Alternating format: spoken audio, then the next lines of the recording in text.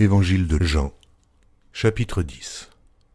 En vérité, je vous le dis, celui qui n'entre pas par la porte dans la bergerie, mais qui y monte par ailleurs, est un voleur et un brigand. Mais celui qui entre par la porte est le berger des brebis. Le portier lui ouvre, et les brebis entendent sa voix. Il appelle par leur nom les brebis qui lui appartiennent, et il les conduit dehors. Lorsqu'il a fait sortir toutes ses propres brebis, il marche devant elles, et les brebis le suivent, parce qu'elles connaissent sa voix. Elles ne suivront point un étranger, mais elles fuiront loin de lui, parce qu'elles ne connaissent pas la voix des étrangers. Jésus leur dit cette parabole, mais ils ne comprirent pas de quoi il leur parlait. Jésus leur dit encore en vérité, je vous le dis, je suis la porte des brebis. Tous ceux qui sont venus avant moi sont des voleurs et des brigands. Mais les brebis ne les ont point écoutés. Je suis la porte. Si quelqu'un entre par moi, il sera sauvé. Il entrera et il sortira, et il trouvera des pâturages.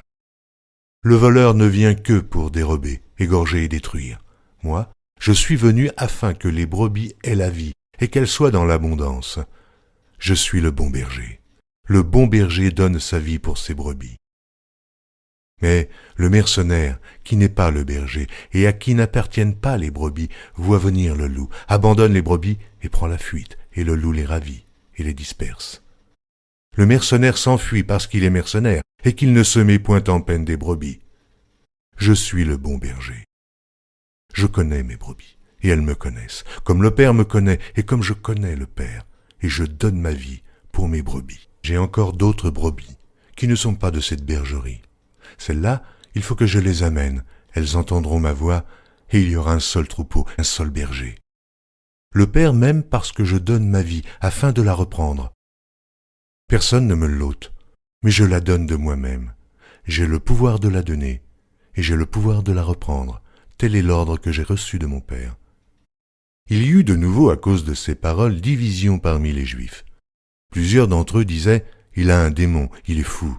Pourquoi l'écoutez-vous » D'autres disaient « Ce ne sont pas les paroles d'un démoniaque. Un démon peut-il ouvrir les yeux des aveugles ?» On célébrait à Jérusalem la fête de la dédicace. C'était l'hiver. Et Jésus se promenait dans le temple, sous le portique de Salomon. Les Juifs l'entourèrent et lui dirent « Jusque à quand tiendras-tu notre esprit en suspens? Si tu es le Christ, dis-le-nous, franchement. » Jésus leur répondit « Je vous l'ai dit, et vous ne croyez pas. Les œuvres que je fais au nom de mon Père rendent témoignage de moi.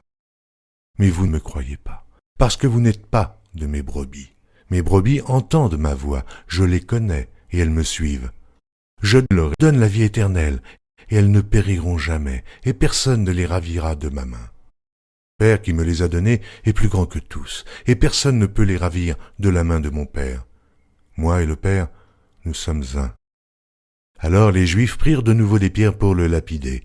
Jésus leur dit, « Je vous ai fait voir plusieurs bonnes œuvres venant de mon Père. Pour laquelle me lapidez-vous » Les Juifs lui répondirent, « Ce n'est point pour une bonne œuvre que nous te lapidons, mais pour un blasphème, et parce que toi, qui es un homme, tu te fais Dieu. » Jésus leur répondit, « N'est-il pas écrit dans votre loi, j'ai dit, vous êtes des dieux.